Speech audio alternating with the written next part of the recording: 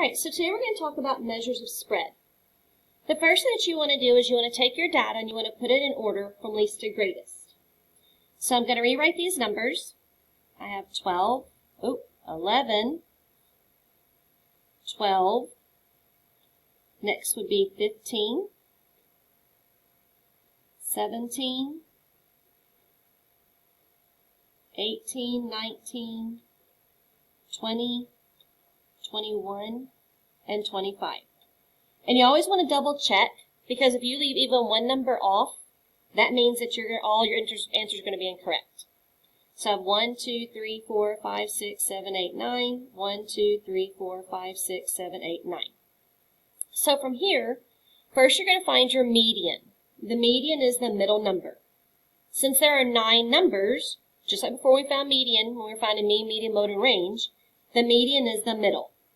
There's your median, this number right here. The median is also known as Q2. Now you're going to find the median of the front half of the data. So on this half of the data, there's 4 numbers. That means I have to take the average of these 2 numbers. So I would say 12 plus 15, I'd get 27. To find the average, I'm going to divide that by 2. And my answer will be 13.5. This is Q1. Now I'm going to find the the median of the 2 numbers in the back. To find their average again, I could add them together and divide by 2. Or, you should just know what's halfway between 20 and 21.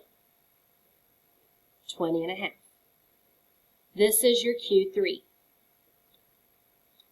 Next, we have to find interquartile range, also known as IQR. Interquartile range takes Q3 and you subtract Q1.